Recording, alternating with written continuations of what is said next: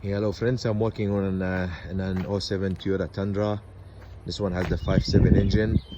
I was looking for a video on how to replace a condenser, and I just found somebody in one of the forums um, basically telling people about how to do it, and very briefly, and so I thought I'll just shoot you guys a video. So what happened is that I was just trying to upgrade, or basically my car has almost 400,000 miles on it, and I was working months ago. I was working on I replaced this is from AutoZone. It's the radiator for the 5.7 engine. You know, I was just trying to buy it online, but then I just found it locally here, so it saved me some time. But I ended up getting it, and then while I was doing that, I thought, well, let me also replace the condenser. And so I got one from the junkyard. Honestly, it was also just local here, and I looked at it, and of course there's the part number there from the stock number, and I was looking at it. So I found some stuff in it. The junkyard guy said, no, we tested it, it's all fine. And then I looked at these ones here. It was hit in a couple of places. I tried to repair it, but it's no use. I just didn't believe that he told me it's tested, it's fine, just install it.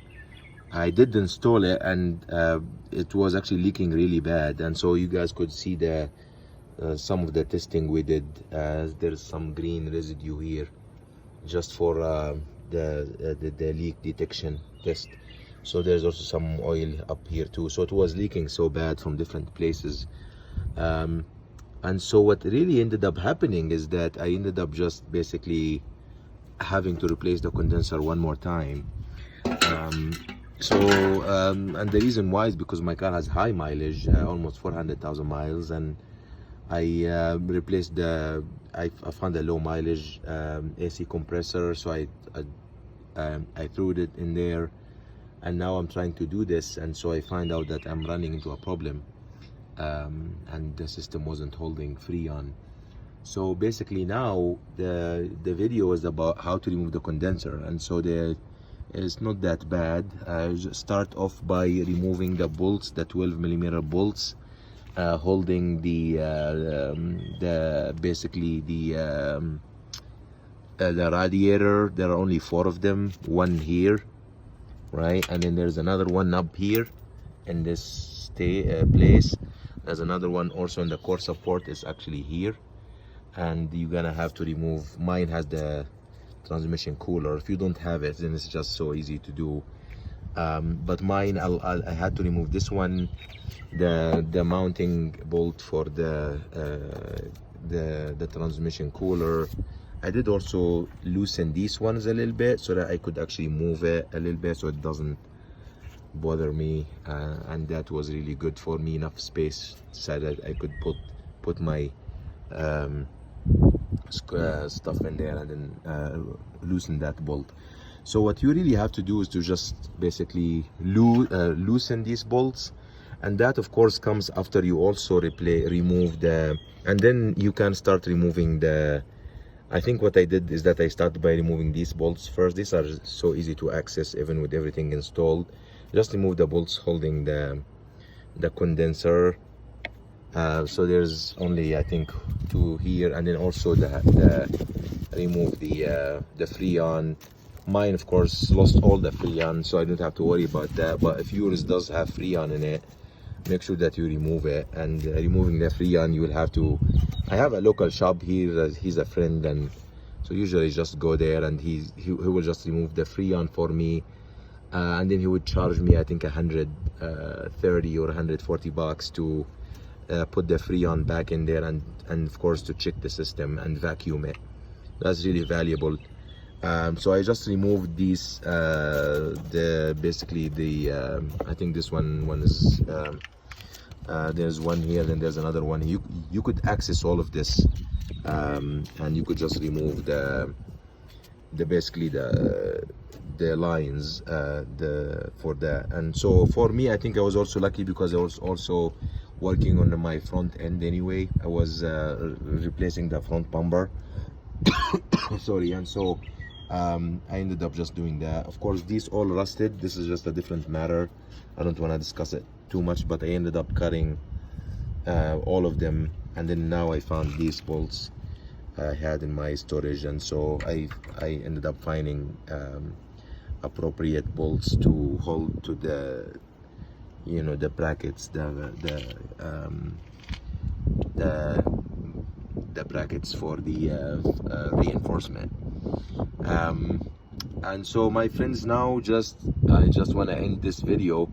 Don't want to take your time, but basically just remove these 4 bolts for the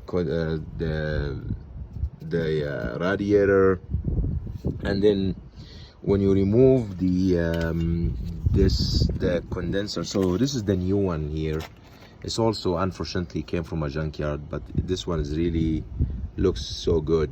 It's almost very low mileage, extremely low mileage. That one, I think, from the junkyard was removed in a bad manner and it ended up getting damaged. This one not. I inspected it very carefully, everything, so looks really good and no damage at all. But one thing that you also have to remove are these brackets. These are basically holding up here. So there are 2 10mm bolts, one here and then another one there, and then just remove those ones, and so that will allow you to also remove these ones too. This is an 8mm bolt.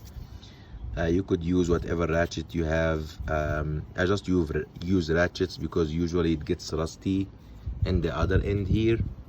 So basically the bracket will have, so it will go in there like that, and then usually it gets rusty in this other end. It gets a little bit hard to remove, so I ended up just basically cleaning it up, and then I just basically used, mine was out, but I think when I removed that one I had to use an actual wrench to actually get it out, rather than using a wrench like this one, because it's so easy for me now to do it. It's off, but I think when you put it back on, when you remove it, I think just start by removing the upper bolts, the upper 10mm bolts, one there, one here, and then remove the brackets completely. And then, because you already removed the 4 bolts for the radiator, it will give you some leeway. Of course, one of the bolts is still here for me. I'll take care of it. But anyways, you guys got the idea. That will give you some leeway, and that leeway is actually enough to drop the. If you guys notice, this is an iPhone camera. But if you notice, there's that support. It's a frame support, sub support or something, and the gap there increases. So once you start moving this one a little bit, it's gonna increase the gap, and then it's gonna allow the condenser to drop. If you look here, it's not gonna damage anything. So if you push it this way, it's not like it's gonna damage anything, because it's still, you know, bolted. Still the lines are still there, and you know, no problems with that. So it's just a video, guys, because I didn't find, of course, here the way to install it back is just the opposite of that. So just start by slowly pushing it up. You cannot do it from the front here. Even if I removed, say, this stuff here, it's a little bit wider, and so this gap here is a little bit funny. I know that I used to have a Land Cruiser before, 13 Land Cruiser, and the way I removed that one was way easier, because there are bolts here holding this centerpiece and the basically the core support, and that was just remove these bolts. There's 2 here, there's 2 on the other side, and this whole assembly can come out, and so that way you guys could do that. But that's really what I ended up doing, my friends, with this Toyota Tundra. I think this will be the same from this current Tundra, the 07 to like to 2021 or 2022, should be the same. Anything that has a still built-in, the built-in basically the built-in centerpiece, the basically the core support center, that upper part. Kind of not fun, but I guess even if the bumper is installed, everything should be straightforward, as if you are trying to disengage the radiator, but then you could just and then the installation is the opposite. Basically I'm just gonna slowly push it upwards and make sure that I don't damage it any further. And then my advice about using used ones, I guess just inspect it really carefully. And for me it was all because of the I think if you look at this one, look at how it's still smooth, even not affected by air and debris from the road. This one is not like that. It was really affected. And I think that the man is probably he's not, you know, trying to sell me something, he's not lying, but I feel that the system was working fine when the car arrived in the junkyard, so they did, you know, they said, okay, well, it's all good to go.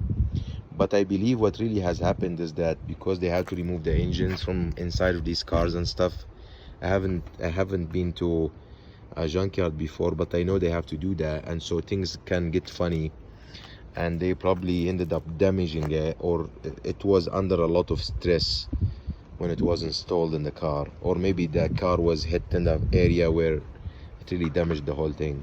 So anyways friends, so this was really just a short video because I didn't really know where to what exactly to I haven't really found any video about that, so I just want to share that with you. Maybe some of you already know that, but I just this is just for people who don't know. And I've been using this stuff, guys. It's not a product review or anything, but I find it very nice when you have started removing this stuff. If you found some service rust here, I've been using this stuff. It's really not bad. It's from Walmart. I think it's like $6. Used hundreds of those on this car because it came from, I sandblasted the car, and I used this stuff. Really you know, did well. I guess it's called it's the Rust-Oleum stuff, but it's the rust reformer. At least it converts rust, that stuff that you won't really reach. So anyways friends, well, that's really all. Thanks for watching. I'll keep you guys updated in case something happens with my repair or I find a different way to do it. So thank you guys.